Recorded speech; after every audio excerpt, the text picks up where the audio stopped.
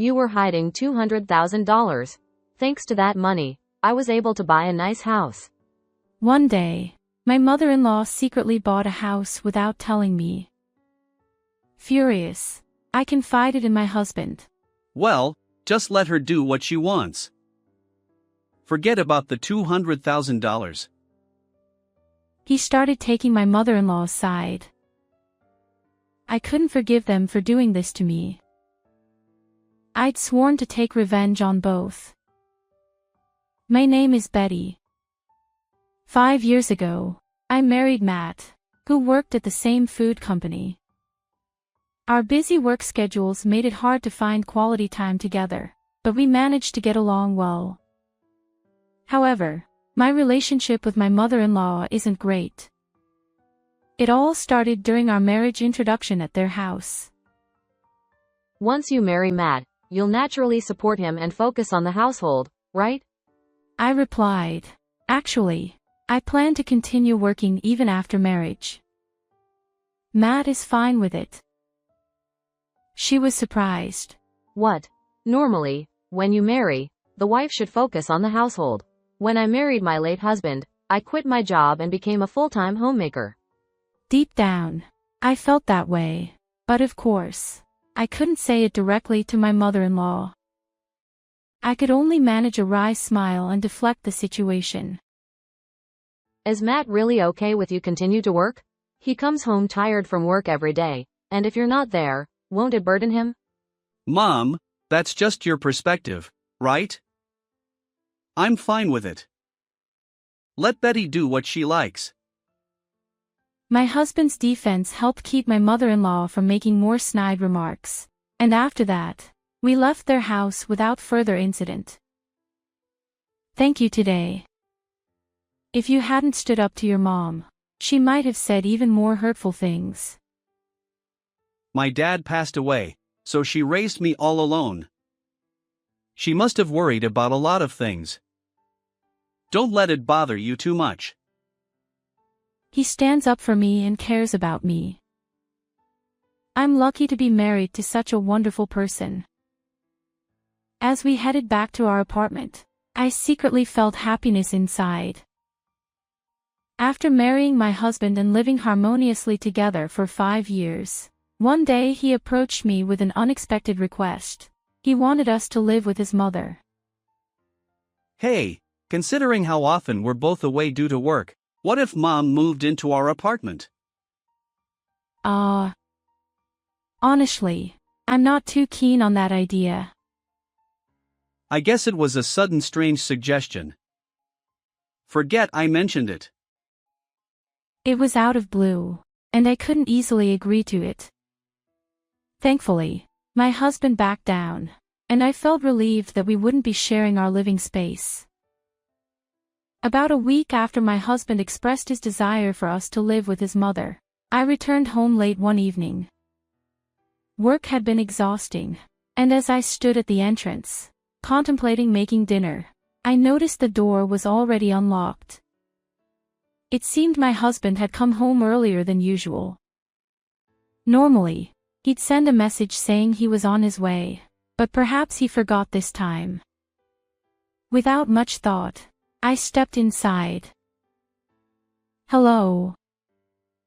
Ah, you're finally back. Oh, were you here?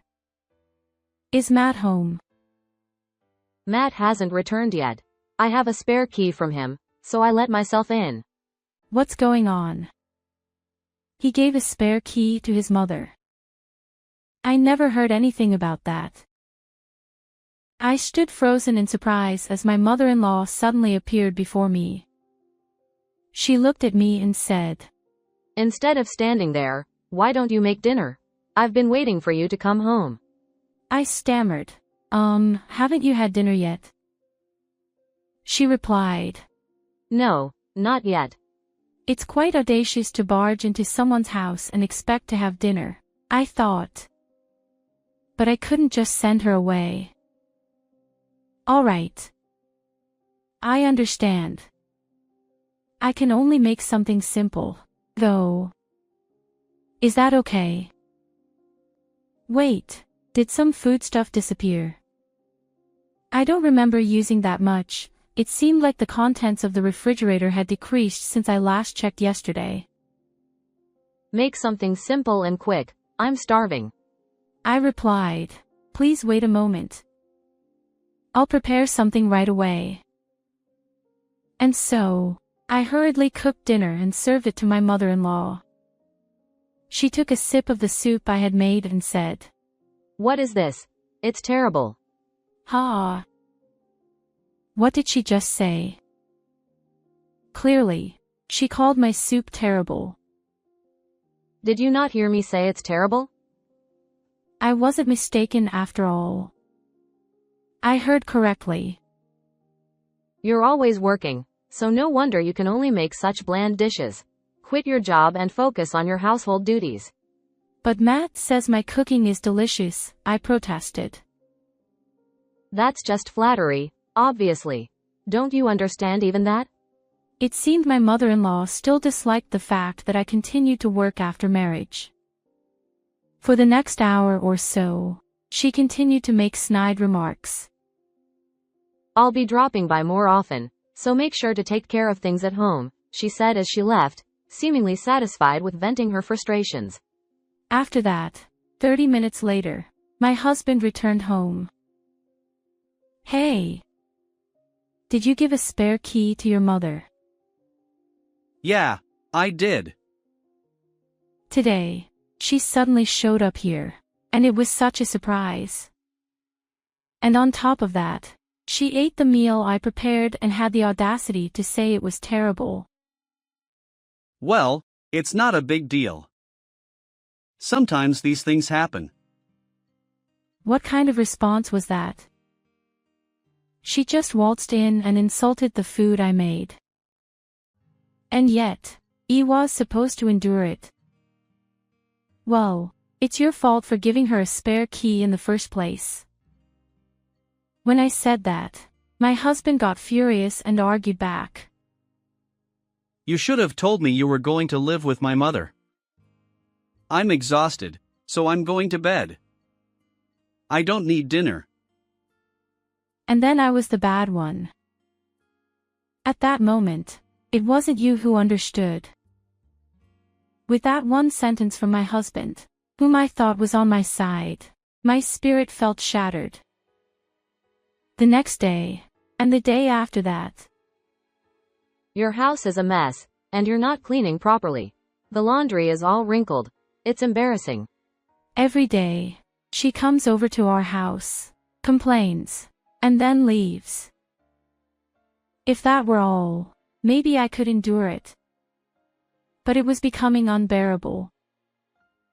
After my mother-in-law started coming over to our house all the time, I noticed something strange about a week later.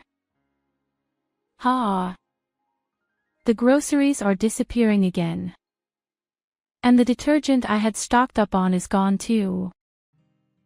Our apartment is within a 10-minute walk from my mother-in-law's house, and it's clear that something is amiss when our food and household items keep vanishing. I didn't want to suspect her, but I was sure my mother-in-law was sneaking in and taking things. One day, when she visited our house, I mustered the courage to ask her directly. You haven't been taking our groceries or household items, have you?" I hoped I was just imagining things. Her response was shockingly casual. "Oh, you've caught me." She admitted to helping herself to our belongings. "I would appreciate it if you didn't take things without permission. These are our household items and groceries, after all." "It's not a big deal, it's my son's house anyway. Besides, you're hardly ever home because of work, so it's not wasteful to use up the groceries." How could she act so nonchalant and unapologetic? While it was true that my husband and I lived here, the audacity of her actions baffled me. "Oh, by the way, I noticed you've saved up quite a bit, around $200,000. So, I used that money to buy a new house." I was dumbfounded. What on earth was she talking about? "You don't need to play innocent. You've been hoarding it in your passbook, haven't you? I was quite surprised when I opened it. I had absolutely no idea what she was talking about. She used $200,000 in savings to buy a house without permission. And without anyone's approval. But wait, I can't withdraw money from the account with just the passbook, right? Do you know the PIN? I asked. Her response was infuriating. You had a little note with the PIN tucked into your passbook, didn't you? Oh, shoot. I had indeed kept a memo with the PIN, thinking no one would ever look at my passbook. More importantly, I wanted to live in a better house. It worked out perfectly. With a triumphant laugh, she left our home. I really couldn't forgive her. She had brazenly used our money without permission. When I told my husband about her actions, he dismissed it. Let her do what she wants. Forget about the $200,000. He treated it as if it were someone else's problem. Letting her use such a large sum of money without permission. I couldn't tolerate this any longer. Despite already being taken advantage of, I decided it was time for revenge against both. Letting her use such a large sum of money without permission, I decided to invite my mother-in-law to our house the next day and ask her again if she really bought the house. To have solid evidence, I discreetly activated the voice recorder on my phone before talking to her. Yesterday, you said you used $200,000 from my bank account to buy a new house. Is that true? Yes, it's true. I've already paid the down payment, and construction has begun. After all, I have your bank book. It's as good as bought, ha ha. I pressed further. Just having the bank book isn't enough. How do you plan to withdraw the money? Smirking, she showed me my personal seal. How? I have this seal. I couldn't believe it. So, you took my seal without permission, that's theft. She retorted. Call it whatever you want. You're useless around the house, and I had no idea you'd saved up so much. At least I'll put it to good use. It's fine. I'll give you the bank book. Thank you for coming all this way today. Despite my anger, I managed to restrain myself from hitting her and sent her home. I had evidence that she had taken the bank book and seal from our house. But for now, she could continue to be blissfully ignorant. The next day, I called my mother-in-law and invited her to our house to discuss the situation. I'm willing to give you the bank book, but withdrawing money requires personal identification. Could you leave the bank book and seal with me? I'll take care of the withdrawal. Her response was surprising. Oh, I didn't know that. Well then, I'll bring them over right away. Of course, there was no way I would withdraw $200,000. Besides, today, you can't just withdraw such a large sum without proper identification. How clueless could she be? Focusing only on the money, she seemed completely oblivious to the fact that her actions were criminal. With the bank book and seal back in my possession, I headed straight to the police station. What happened? Is there some kind of incident? Yes. My mother-in-law took my bank book and personal seal without permission and tried to buy a new house. Huh? Aren't you the one buying it? No, it's not me. My bank book and seal were stolen. I want to file a complaint. The police listened attentively to my story and accepted the complaint. That night, I informed my husband that I had submitted the complaint to the police. Your mother took my bank book and seal without permission, so I reported it to the police. She might get arrested. What? Why would my mom get arrested? Why? Can't you see that what she did is a serious crime? Even so, you didn't have to go to the police. It's not just about letting her do whatever she wants. Why should I hand over a large sum of money to that old hag? Hey! Don't call my mom an old hag. Is it okay for in-laws to do anything they want? Should I just stay silent if they come to kill me? Enough of this nonsense. I didn't save up all this money just to give it away to my mother-in-law. She's nothing but a greedy old hag. That's enough. My husband stormed off to his room after hearing my words. When he returned to the living room, he handed me a divorce paper. I never thought you would say that. Sign this. I never thought he would always have such a thing. Well, if you're going to say that, I guess I can't help it. I was already fed up with you. Are you trying to threaten me? I'll sign it, so give it to me quickly. Perhaps he didn't expect me to sign it so easily. My husband looked a little surprised. After I finished signing, I showed the divorce paper to my husband. There. Is this okay? Yeah. Well, I'll submit this to the city office. I guess he didn't want to see me anymore. After that conversation, he hurriedly left our house even though it was midnight. He was probably going to his mother's house. 20 minutes later, my phone rang. Hello. What's the matter? It was my husband calling. I also told my mother that you filed a police report. I replied, yeah, so what? Could you withdraw the complaint? What? Impossible, I retorted. There's no way I'll withdraw it. Repentance. I won't forgive him for such a superficial apology. He'll probably do the same thing again anyway. As I thought that, my husband called again.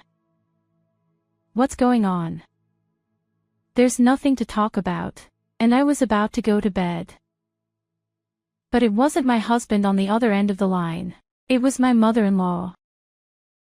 She tearfully apologized, but does she really think that's enough to be forgiven? I won't forgive you just because you cried and apologized.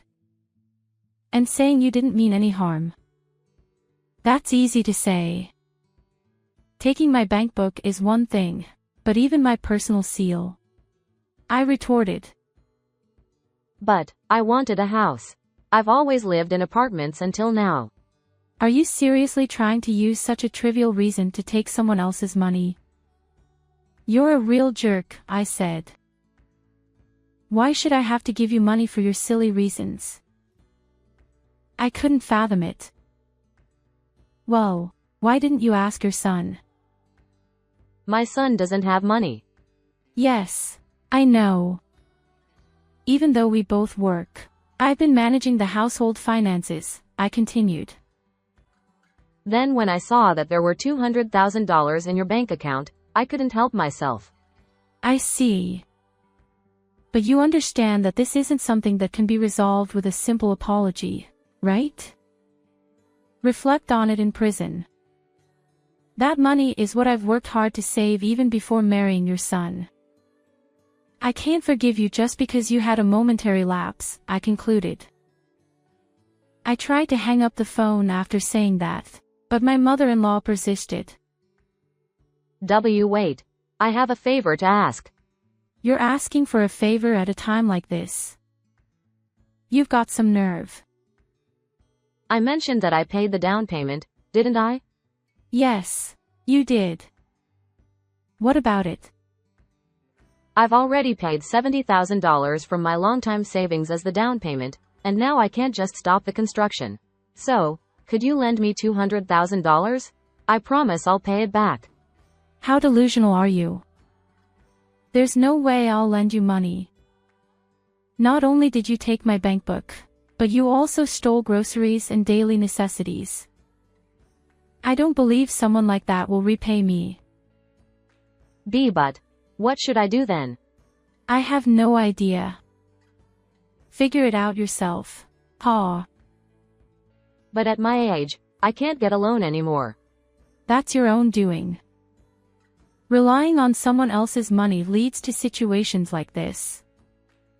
Why don't you ask your son to take out a loan for you? I couldn't help but laugh just imagining my mother-in-law in a flustered state.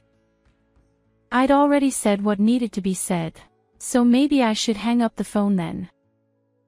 Just as I was thinking that, my husband interrupted and tried to continue the conversation. Hey! Can't you do me a favor? Are you going to abandon my mother? You've also received help from her, haven't you?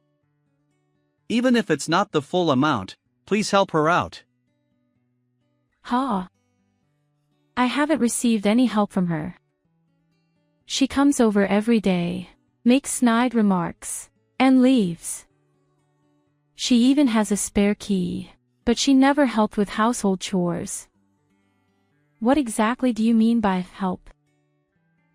After I retorted, he fell silent. Ah, he must have said that out of desperation. Perhaps he thought appealing to my emotions would get him some assistance. Then, that's how it is.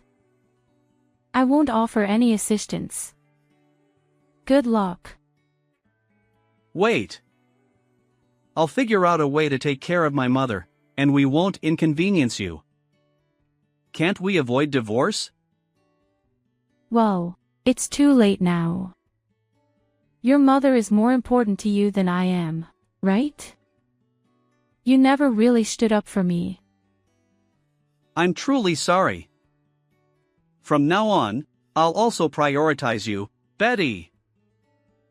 You don't need to care about me anymore. Tomorrow, I'll be a stranger. You can happily live with your beloved mother. After saying this to my husband, I hung up the phone.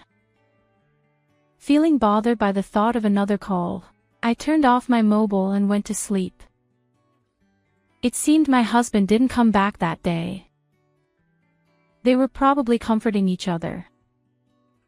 The next morning, I took the day off from work and submitted divorce papers at the city office. From now on, my husband and I are complete strangers. Naturally, I don't care what happens to that mother-in-law. For the 3 days until I moved out of the house, my husband didn't bother having a proper conversation with me. Of course, I didn't initiate any conversations either. For now, I plan to stay at my parents' house after leaving this one. It's an hour's commute from work, but I can still manage. As I was leaving the house where I had lived until now, my husband said just one thing. I apologize for everything up until now. I ignored him and walked away. Before marriage, I loved him so much, but it ended so abruptly. Strangely, I don't feel sad or anything. In fact, being able to distance myself from this messed up family feels refreshing. There's no way I'll forgive them, no matter what they say. It's their fault for always siding with my mother-in-law and ignoring me. When my mother-in-law confessed to stealing my bank book and buying a house, I wish my husband had genuinely gotten angry with her. Both my mother-in-law and ex-husband underestimated me. I won't just be a victim, I'll fight back. Now, they're bracing themselves for a life of hellish loan payments. Let them work themselves to the bone. It's what my mother-in-law wants. They both brought this upon themselves. Serves them right. As I drove toward my parents' house, that's what I thought. A week later, the police called to inform me that they had arrested my mother-in-law on suspicion of theft. Apparently, The fact that we weren't living together was crucial evidence for the arrest. If you had been living with your mother-in-law, we might not have been able to make the arrest. There was a possibility of it falling under the category of familial theft. I see. Thank you for arresting her. I expressed my gratitude to the police and hung up. Hopefully, this will make my mother-in-law reflect on her actions while she's in prison. Just as I was thinking that, my ex-husband called. Hello. My mom got arrested.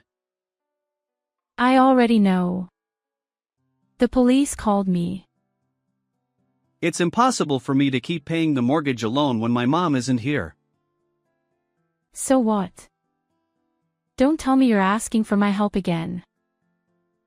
Well. Don't ever call me again. I ended the call unilaterally. To ensure he wouldn't bother me further, I blocked his number and messaging app. 1 month later, I heard this story from a colleague. Hey, do you know? It might be impolite to tell you this, but it seems Matt has quit the company. My ex-husband and I both worked at the same company, but I was an office worker, and he worked on site. Since we rarely saw each other, this was news to me. Strangely enough, my mother-in-law's theft arrest also became a rumor within the company, and it seems my ex-husband couldn't stay there anymore.